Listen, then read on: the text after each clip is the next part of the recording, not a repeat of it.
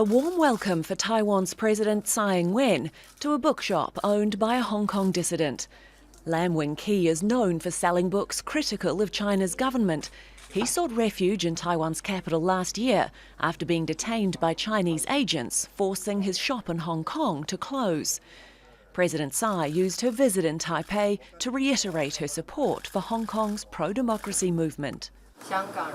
The enduring spirit to fight for freedom of the Hong Kong people is largely recognised by the Taiwanese, who also feel empathetic, and we are willing, when the Hong Kong people need help, to provide assistance. Tsai was the first world leader to pledge specific measures to help people from Hong Kong, who may leave the territory because of a new national security law passed by China's parliament on Thursday.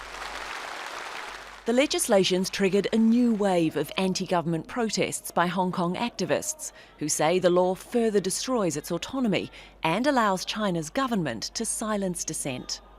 To take my last breath, I will come out and fight for freedom. There is no freedom of speech, gatherings, and education. China government! Shame on you! The Hong Kong demonstrators have won widespread sympathy in Taiwan, which China considers its territory, to be taken by force if necessary. When Hong Kong was returned from British to Chinese rule in 1997, the new special administrative region was promised freedoms under the one country, two systems concept. But China says those freedoms are being undermined by violent protests. The Beijing leadership wants to end the protests in Hong Kong that has been lasting since last June. And it's very embarrassing for Beijing to have this going on and on without an end. But China's facing growing international pressure over the law, with US President Donald Trump vowing a tough response. China's leaders are telling Western powers to back off.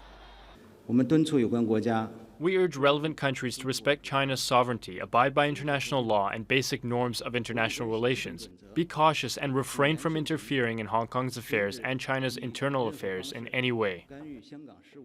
This pro-democracy statue, called the Lady Liberty of Hong Kong, once stood briefly on top one of the territory's mountains.